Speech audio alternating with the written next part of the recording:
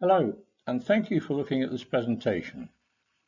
I must confess at the outset that I'm not an enthusiast about cycling. In fact, as far as I'm concerned, those bunches of cyclists riding up hills whilst I'm having to drive slowly behind them are, to put it politely, quite annoying. But in this video, I've tried to provide a true and interesting history of the bicycle. Whenever I used to ride my bike, I was always properly dressed and wore a nice pair of old-fashioned baggy shorts and a decent shirt like this chap. Together with most other non-cycling folk, I think that the skin-tight lycra outfits cyclists wear today are absolutely dreadful, and I think this picture illustrates why. They seem to think that wearing these skin-tight outfits makes them look good. Well, I think they just dangerously constrict the tackle, and to be honest, I think they are perhaps a little offensive. I'm sure you'll all have seen those groups of bikers stopping at local cafes where they hobble around in those wobbly, noisy boots. They leave the bikes all over the place blocking the pavement whilst they flaunt their appendages in those ridiculous outfits. They even nowadays have their own acronym, MAMILs, Middle-Aged Men in Lycra. And whilst I applaud their efforts to keep fit, I really do think the whole dress concept is absolutely dreadful. Well, most of the time, but I suppose there are the occasional exceptions. But only very occasional.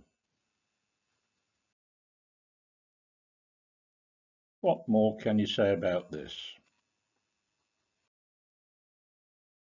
Or this? Although, I suppose it could be worse. Anyway, if there are any bikers looking at this presentation, I'm sure that you must be very much more modest and wear a nice pair of shorts over those awful body-hugging lycra tights. This is the most popular bicycle in the world. In fact, it's the most popular vehicle of any kind in the world. It is a Chinese flying pigeon with about 500 million produced since 1950. That is an average of around 7.3 million every year, or 20,000 bicycles manufactured every single day of the week. In April 1949, Chairman Mao's Vice President Liu Shaoqi paid a visit to a factory in Tianjin, which is in the northern province of China, and he commanded that it should become the main bicycle manufacturer for the whole of the new China. The workers there were given the task of building a generation of strong, durable, light and beautiful bicycles, and on the 5th of July 1950, the first flying pigeon bicycle was produced. On the earlier models, they added a second crossbar for extra strength, but it was basically almost an exact copy of the 1932 English Raleigh Roadster. The bicycle badge symbol was intended as an expression of peace. It's a stylized dove representing concord, peace and harmony, but the bike was always called the flying pigeon throughout China. The dove, or pigeon, is shown here resting on the initials FG. Underneath the initials are two words, Fai Ge. When I checked those words on Google Translate, it came up with this in Mandarin, which then translated back exactly to flying pigeon. However, on some bikes it's shown as FP, with the English words flying pigeon underneath, which I assume must be used on bikes which are intended for export. The flying pigeon was a government-approved form of transport, and the nation became known as the Zhangxi Wang Gao, or the Kingdom of Bicycles. A bicycle was regarded as one of the three must-haves for every citizen, together with a sewing machine and a watch. They were essential items in life that also indicated a hint of wealth. The black single-speed models were very popular with the workers, and there was a waiting list of several years to get one. Even then, buyers needed good connections to buy one, as well as the purchase cost, which was about 4 months' wages for the average worker. It became so much a requirement for the Chinese workers that Deng Xiaoping, the leader who followed Mao Zedong, defined prosperity as a flying pigeon in every household.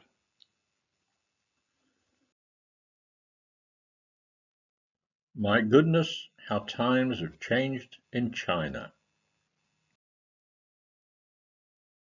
It wasn't so long ago that only government officials enjoyed the use of a car. Now China often has some of the most insane traffic jams in the world.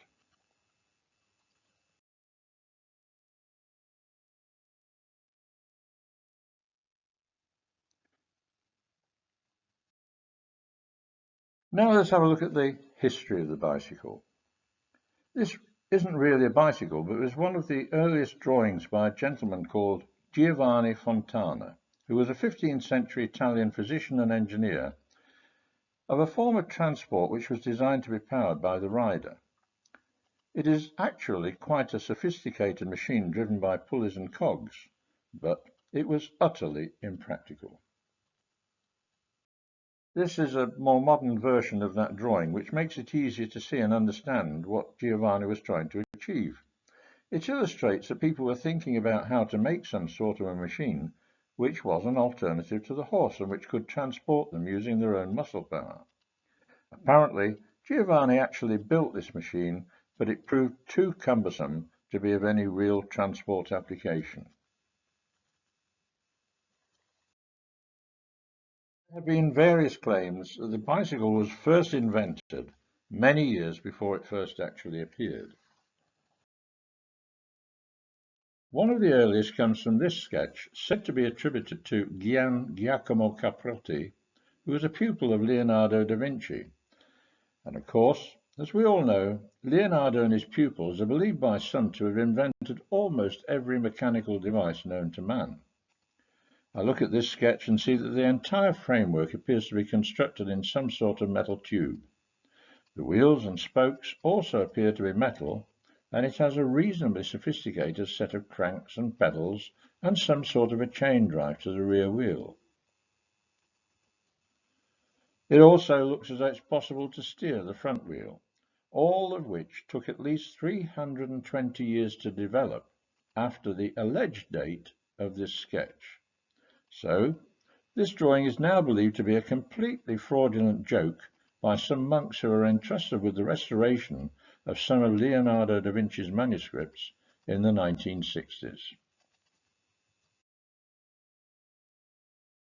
Another completely false trail was this machine. For some years, it was believed that a Frenchman, the Comte Mede de Sivrac, invented and built the first bicycle in 1791, and that he called it the Célifière.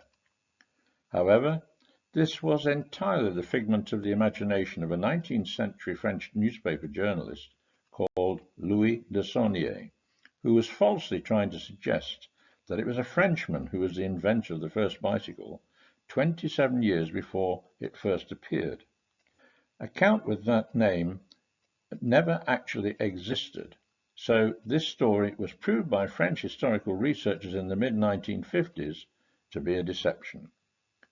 Unfortunately, though, if you look in many histories of bicycles, this is what you will see as being the very first.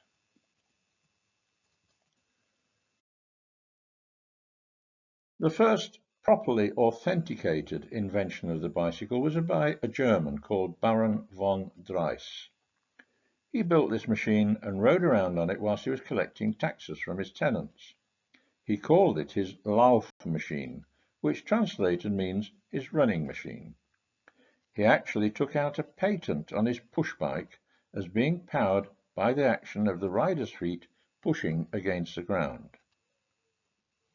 I must admit that I was surprised to discover that patents were first granted as early as 1450 in Venice, and that English kings frequently granted patents from the early 1500s onwards. Anyway, Dreiser's first bike ride was from Mannheim to the Schweitzinger Relays house, which was a nearby coaching inn. It took place on the 12th of June 1817, and it was a distance of about 7 kilometres or 4.3 miles. The round trip took him little more than an hour, but it was the first fully authenticated ride on any contraption which could compete with the horse.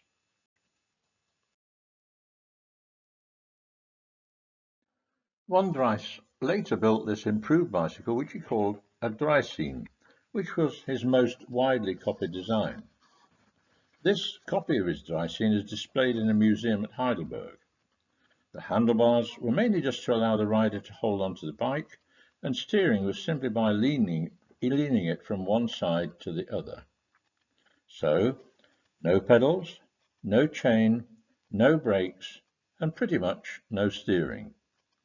Von Dreyse's Lauf machine and the later Dreyse are now generally regarded as the first true examples of the bicycle. The bicycle very quickly became a popular means of transport, and eventually quite large numbers of them were sold in various parts of the world. Unfortunately, it quickly became apparent that the roads in those days were so rutted by horses and carriages that it was almost impossible to balance on a bicycle for long. So, riders took to riding on the pedestrian pathways.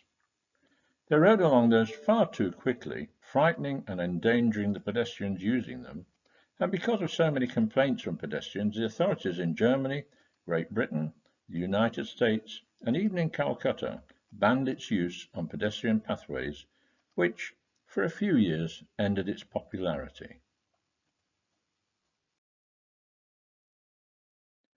This is a typical dandy riding his bicycle, and because they were very expensive, it was only the wealthy who could afford to buy one. Despite the problems of riding them, a number of British cartwrights or wagon makers soon picked up on the concept and design of the bicycle. The most notable of these was a chap called Dennis Johnson, who lived in London, and he announced in 1818, only 1 year after the Lauf machine or Dreyse was invented, that he would sell a much improved model. He also called it a Dreyse as an acknowledgement to Baron von Dreyse, who had produced the first bicycle a year earlier. Johnson's machine was an improvement on Dreyse's because it had an elegantly curved frame instead of von Dreyse's straight one, and this allowed the rider's seat to be at a comfortable height while using larger diameter wheels.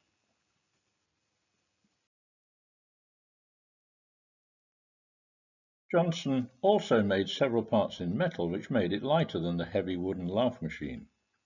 The British public called it various names, including a hobby horse, a dandy horse, a pedestrian accelerator, and a swift walker.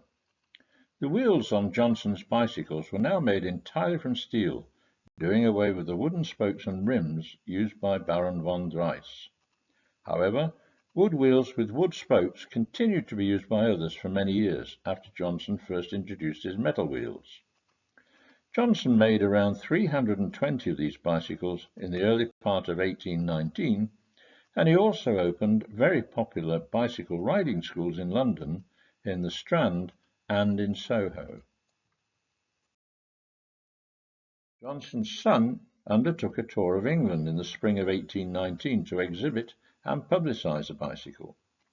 Remarkably, the Society of London Surgeons issued a health warning against the continued use of the bicycle, but that seems to have been ignored.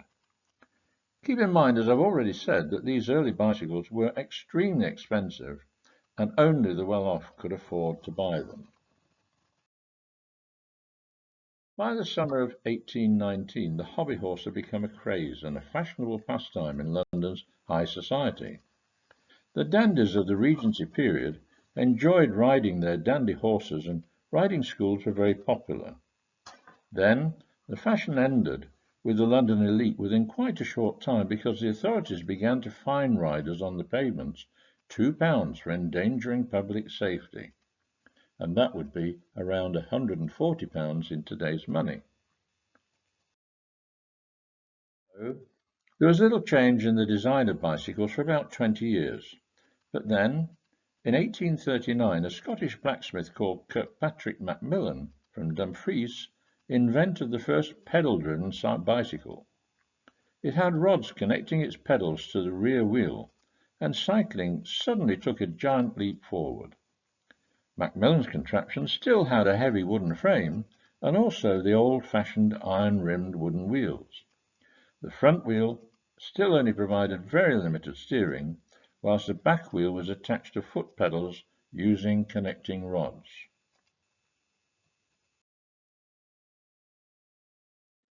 You can see here that the rods connecting the pedals were quite flimsy. However, his creation gathered a lot of attention when he rode the bike nearly 70 miles from Dumfries to visit his brothers in Glasgow. Unfortunately, others began to copy his invention, and Macmillan was not a businessman, and he saw very little profit from his innovation. So that was in 1839, and it wasn't until nearly 30 years later that the very first bicycle with front wheel pedals was invented by two Frenchmen, Ernest Michau and Pierre Lallemand, and they called it the Velocipede. The Michau and Lallemand bicycle had cranks and pedals, but not yet any brakes, resulting in many dangerous accidents. Because it had pedals and quite a large front wheel, it could achieve quite a reasonable speed, but it had no real safety provisions, and again, this bicycle still has the old wooden spokes and wheels with metal rims. Lallemand filed the earliest and only patent for a pedal-driven bicycle in 1866, and this is a copy of that patent. Lallemand's patent drawing shows a machine which looks very much like the original Dreyse, but with the pedals and rotary cranks attached to the front wheel hub. It also had a thin piece of iron over the top of the frame to act as a spring supporting the seat for a slightly more comfortable ride. It was called the Velocipede in France, but in the United States the machine was commonly called the Bone Shaker. The popularity of the machine grew on both sides of the Atlantic, and by 1868 to 1870 the bicycle craze was once again very strong even in rural areas. Pedaling the front wheel made it easier for riders to propel the machine at some considerable speed.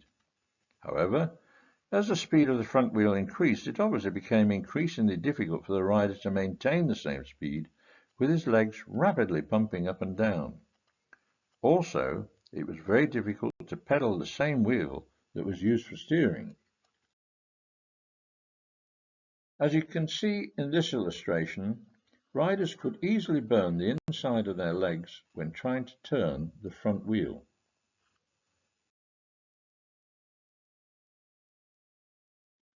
Then, in 1865, a couple of wealthy brothers called Aimé and René Olivier, who were students in Paris, decided to adopt and improve the latest bicycle design. Aimé Olivier created a diagonal single-piece frame, like this illustration, made of wrought iron, which was much stronger and lighter than the previous wooden frames. They first built this bicycle in 1865, and taking turns to test and promote it, they rode it from Paris to Avignon, which is approximately 690 kilometers, in only 8 days. They recognized the potential profitability of producing and selling this new design, and they formed a partnership in 1868 with Pierre Michau, who had invented the pedal wheel. The Olivier and Michau company was the first to mass-produce bicycles, replacing the early wooden frame with one made of two pieces of cast iron bolted together. Lots of velocipede rinks were opened, with riding schools in many major cities. Essentially, the French velocipede was a stepping stone that created a market for bicycles that led to the development of many more advanced and efficient machines.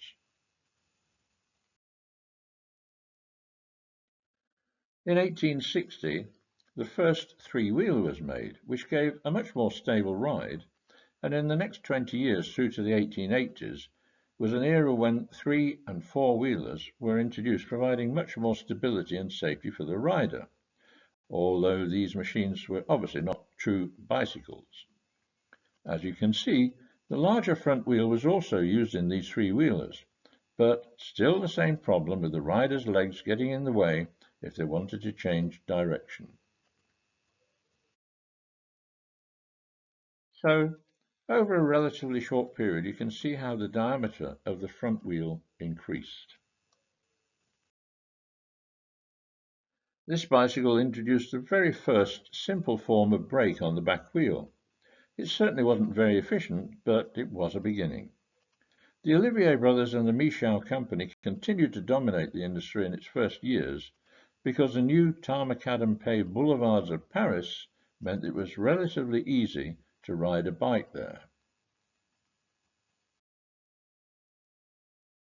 And so the diameter of the front wheel continued to increase.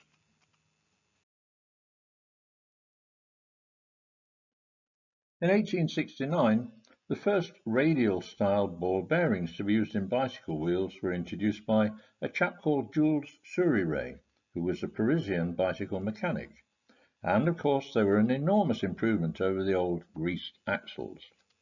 His bearings were fitted to the winning bicycle ridden by a chap called James Moore in the world's very first bicycle road race, which was from Paris to Rouen in 1869, a distance of 133 kilometers or 83 miles. Then the design of the bicycle took a leap forward with this version, which had much lighter wheels with spokes. And so the 1870s was the time of the high wheeler, also called the ordinary, or in Britain, the penny farthing. This size wheel was now possible following the introduction of fine wire spokes, which had been invented by a Frenchman called Eugène Meyer, and he built the first high bicycle in 1869. Around this time, British engineers and mechanics came up with several crucial inventions that reduced the weight of the frame and increased riding comfort, including solid rubber tyres and the use of hollow steel tubes rather than cast iron as the material of choice for lighter yet reasonably safe frames. Riders could achieve quite high speeds on these bicycles, but they really were quite unsafe to ride.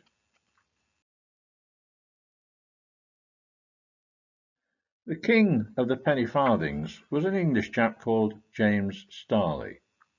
He started out as a manufacturer of sewing machines in Coventry, but he is now considered to be the father of the British cycle industry. His penny farthings were luxury items affordable only by the rich and featured such niceties as nickel-plated handlebars. The design, workmanship and the materials used were exquisite, and a Starley bicycle cost more than a worker earned in a year. Front wheels grew to enormous sizes, with the biggest specimens measuring about 2 meters in diameter.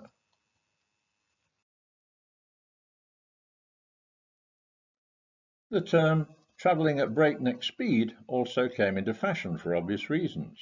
The dangerous nature of these bicycles made cycling the preserve of adventurous and usually rich young men. This was the era of the extremely dangerous and difficult to ride penny farthing bicycle. Of course, if a rider hit a bump or any other obstacle on the road, they were sent flying over the handlebar, a type of accident known as taking a header or coming a cropper.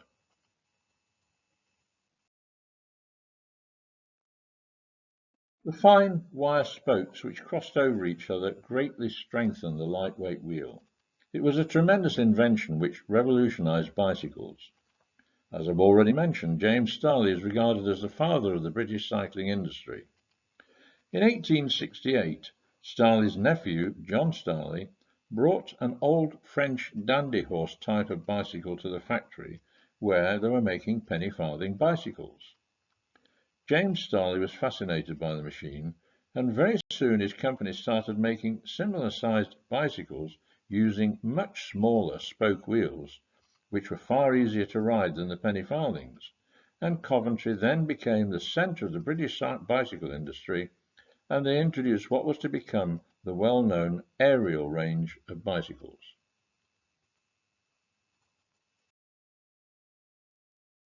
Around the same time, various types of dual bikes were introduced, but I must confess that this looks rather dangerous and one wonders who is doing the steering.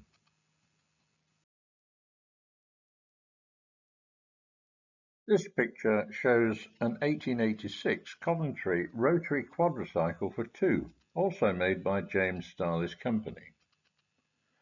These new machines had 3 or 4 wheels and were called tricycles or 4-wheel quadricycles, and came in a very wide variety of designs. Some used pedals, some treadles like the old sewing machines, and some had hand cranks, but these contraptions often suffered from being very heavy, and it was not easy to get them rolling or moving.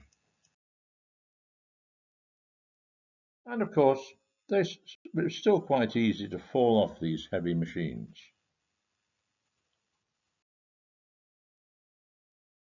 So now let us talk about bicycle chains. Link chains were first designed by a Chinese inventor called Su Song in the 12th century to operate an astronomical clock. And to give credit where credit is due, this is a 16th century sketch by Leonardo da Vinci with his idea for a roller chain.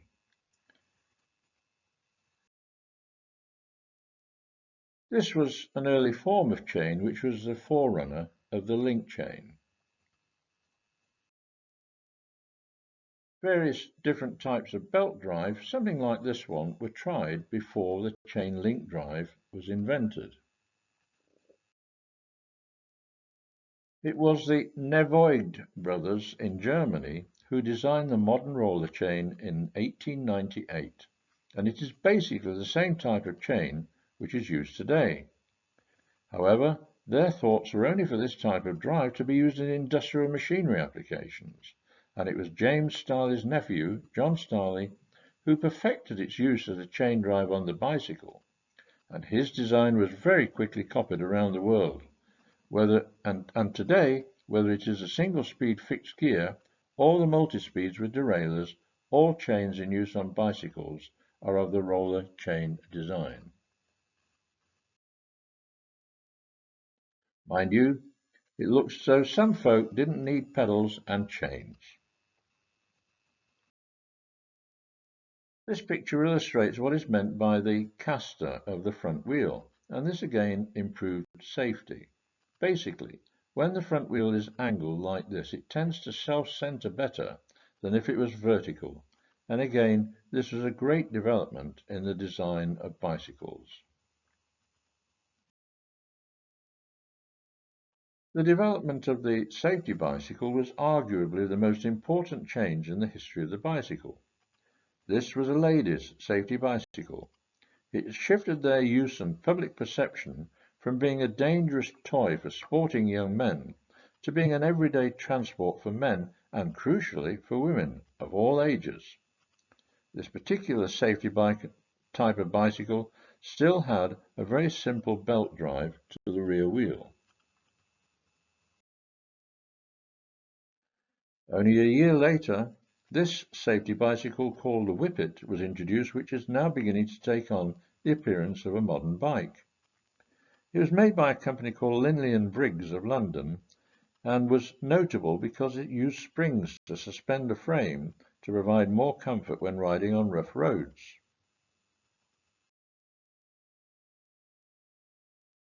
Up to this stage, all bikes had used either a steel tyre or solid rubber tyres, and this was one of the last of the ladies' safety bikes which still had the old solid tyres. It also had a decent brake with a whopping great brake handle, as well as a nice sort of net covering the rear wheel to prevent the ladies' skirts becoming caught, and also a cover for the chain. In 1887, John Dunlop invented the pneumatic tyre, which he first used on his son's bicycle because his son suffered from headaches which he developed when riding his bike on rough roads. This led to the creation of the Dunlop Rubber Tyre Company in 1869. Following the death of James Starley, his nephew John Starley went into business with a chap called William Sutton, who was a well-known cycling enthusiast, and together they developed this safety bicycle. The advertisement claims that it's safer than any tricycle, that it's faster and easier to ride than any bicycle, and that it is by far the best hill climber ever made. You can see that he called it the Rover.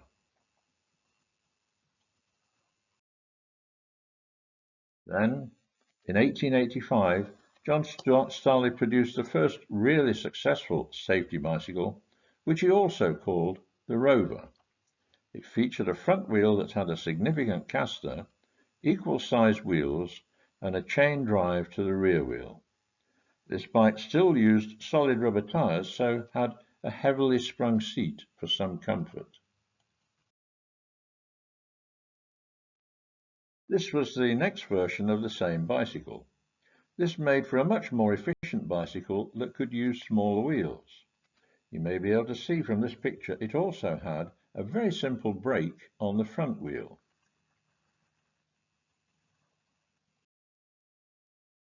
This is an 1886 ladies' version of the Rover safety bicycle.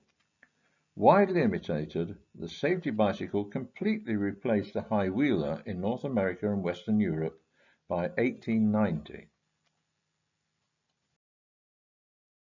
This was a type of advertisement used by John Starley, and in 1898 his company was renamed as the Rover Cycle Company. Starley died suddenly in October 1901, and soon after the company began to manufacture motorcycles, and then they progressed quickly to producing the first Rover cars.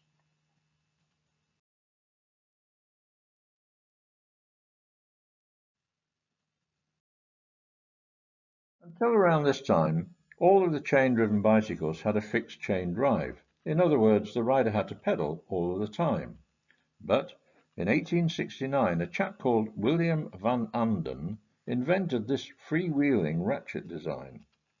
However, it was initially rejected by most cycling enthusiasts who believed that the bicycle should be as simple as possible, and it wasn't until 1899 that his invention began to be widely used by bicycle manufacturers. This meant that the rider could comfortably freewheel down hills or simply rest their legs occasionally during bike rides. By now, John Dunlop's invention of the pneumatic tyre in 1887 had made for a much smoother ride on paved streets. Bicycle designers had found that a diamond pattern for the frame was the strongest and most efficient design. The chain drive improved comfort and speed as the drive was transferred to the non-steering rear wheel and allowed for smooth, relaxed, and injury-free pedaling. And with rear-wheel pedaling, the rider was much more easily able to turn corners.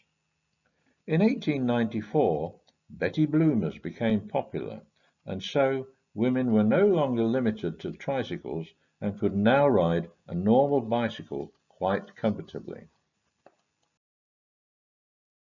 Ladies very much joined in the enthusiasm for bike riding, and ladies' bike outings became very popular.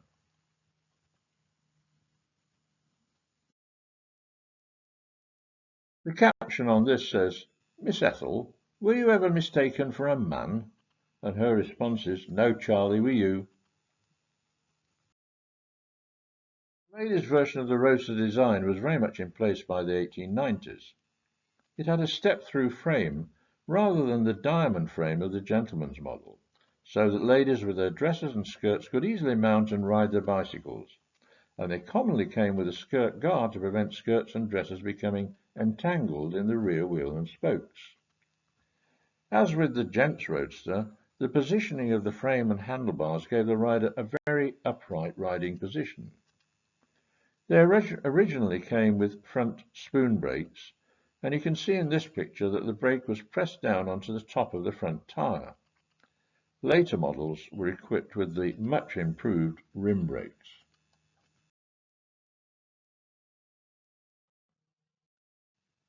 So, by the late 1890s, the design of the gentleman's bicycle had evolved to this design with a triangular frame which is still popular today, and you may be able to see that it also had the first type of rear brake using the caliper system.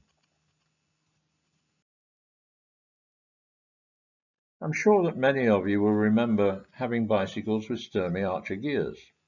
They were very simple to operate and were very reliable.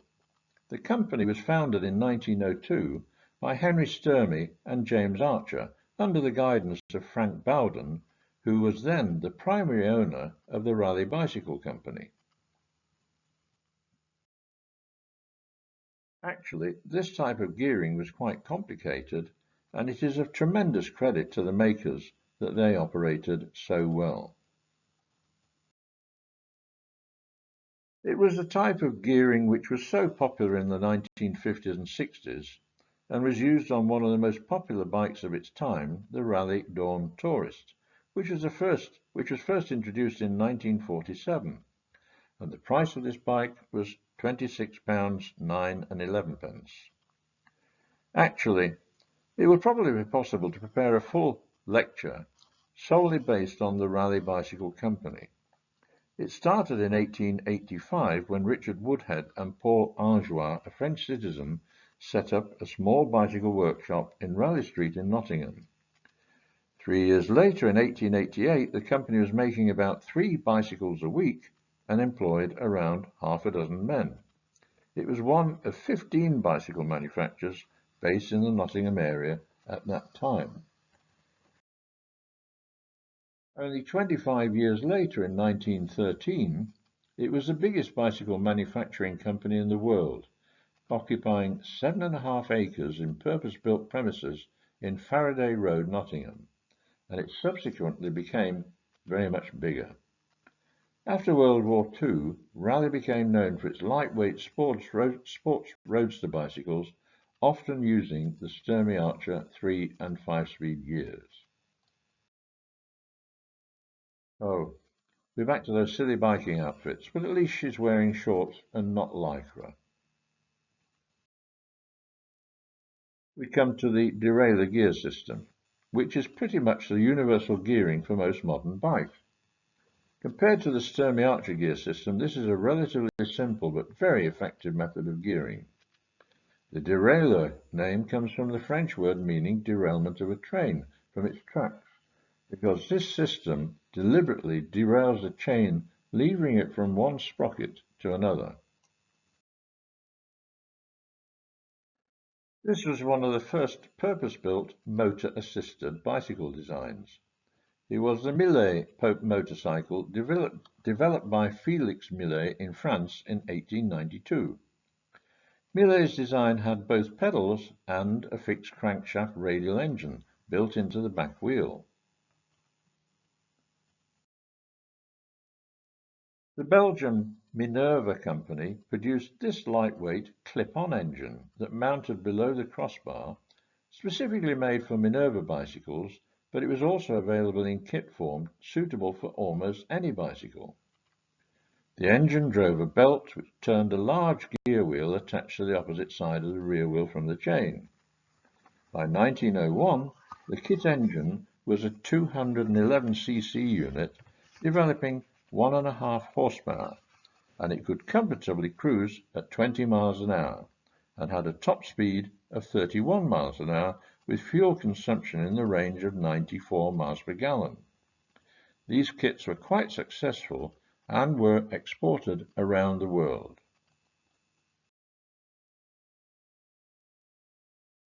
This was a motorized bicycle produced by the NSU Engineering Company in Germany. I think you can clearly see that this was one of the forerunners of the proper motorbike that we know today.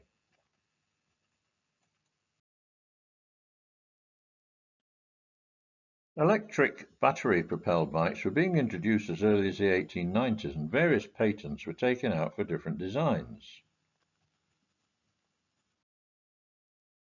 However, The sizes of the batteries available in those days did tend to make electric power problematic. But it was in the early 1930s when practical electric bikes were first introduced, and this example was made in 1932.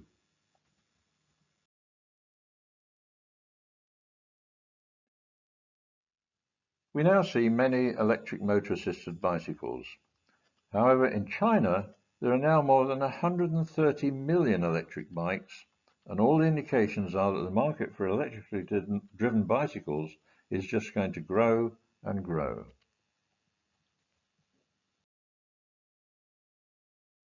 Mind you, I think this lady would need quite large electric motor. Holland is the only EEC country to officially allow pillion passengers to ride on their bikes, but traditional Dutch bicycles are far sturdier and heavier than most others. But maybe this is going a little too far. Of course, the Dutch people are enormous bicycle enthusiasts, and they have a tremendous advantage that their country is so flat. However, I must admit that I'm surprised bikes like this are still allowed in Holland, and not one safety helmet. And again, no helmets, and I'm sure the kid at the front can't be the one steering this contraption.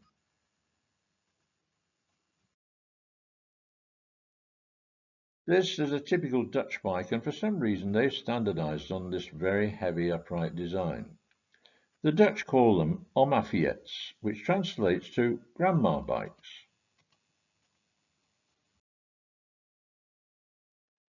This was the very popular Moulton bike introduced in the 1960s and designed by Dr. Alex Moulton. It was way ahead of its time as it had front and rear sprung suspension, which was a feature not to become usual until 30 days later with modern mountain bikes. It also had high-pressure tyres, which ensured less rolling resistance, so made it easier to accelerate. It also made an immediate impact, and for some time the Moulton bike business was extremely successful. This was another great success, this time for the Raleigh Bicycle Company, when they introduced the children's chopper in the 1970s. However, it was slower and no good at all for riding any distance, and at slow speeds it was subject to wobbling, and was involved in quite a number of accidents. The long seat encouraged riders to give their pals a lift, so contributing to even more accidents, and the position of the gear lever also contributed to injuries, particularly to boys. It also had a tendency to flip over backwards when riders tried to do a wheelie. However, the chopper almost single-handedly rescued Raleigh when it was in decline in the 1960s, selling millions worldwide. Of course, one of the biggest and most popular sports and pastimes today is mountain biking. It is enormous in its popularity. Hardly room for the teddy bear, never mind the child. I'm now going to show you a few old bicycle advertisements. They're interesting and sometimes quite elegant works of art. This is obviously an American advertisement for the Raleigh bike. The clues are in the baseball hat, as well as the F-86 Sabre jet fighter in the background. Many advertisements were directed towards the ladies to encourage them to join many male bikers. Another one for the ladies. French manufacturers seem to have preferred to use quite artistic designs for their advertisements. Rudge was a British bicycle company based in Birmingham, and in 1938 Rudge sponsored a lady called Billy Fleming to attempt the distance record for the most miles covered riding a bicycle every day for a year. They provided her with a bicycle with 3-speed derailleur gears and a cyclometer to record her mileage, as well as financial support so that she could cycle for 365 days continuously, just having a sleeping break at night. Her record of 29,603.7 miles, or 47,642 kilometers, still stood when she died, aged 100 in 2014. I found copies of this sign offered for sale for $100 on the internet. Loved the Jatting Gentleman's outfit. One of the James Starley Company's many advertisements.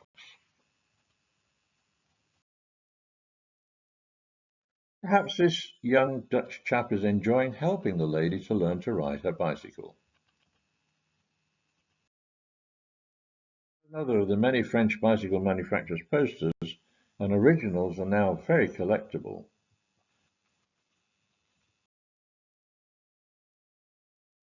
Here we have a Hercules tandem for sale for only £12, 19 and sixpence.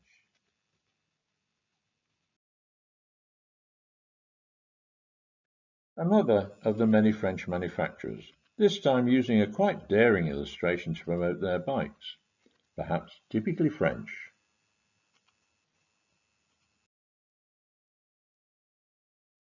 The Triumph Cycle Company began in 1884 when a German called Siegfried Bettmann emigrated to Coventry from Nuremberg.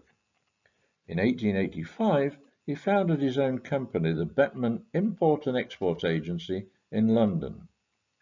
Bettmann then changed the company name to Triumph in 1894. In 1902, the company produced its first motorcycle, and during the early 1920s, the company also began producing motorcars, and in 1930 the company was renamed the Triumph Motor Company.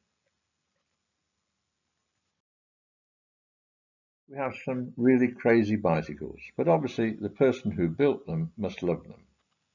This chap must be an enthusiast of the old Easy Rider film.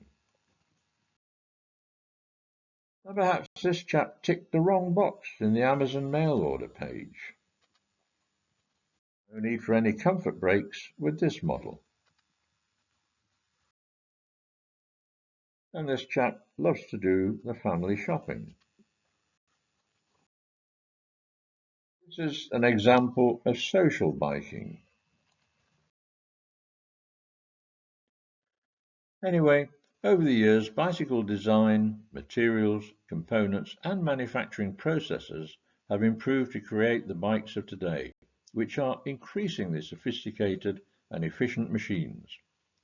Whilst the basic frame design has stayed the same for over 100 years, the use of space-age materials like titanium and carbon fiber have created bikes far lighter and stronger than creators of the early iron and wooden models would ever have imagined.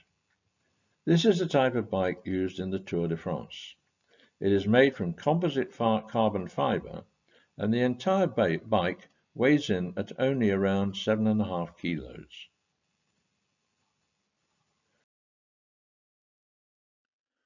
So, of course, to conclude, this is my idea of what biking should all be about. Just an unhurried meander through beautiful countryside, wearing a nice pair of baggy shorts. Thank you for looking at this video, and I hope you enjoyed what you've seen.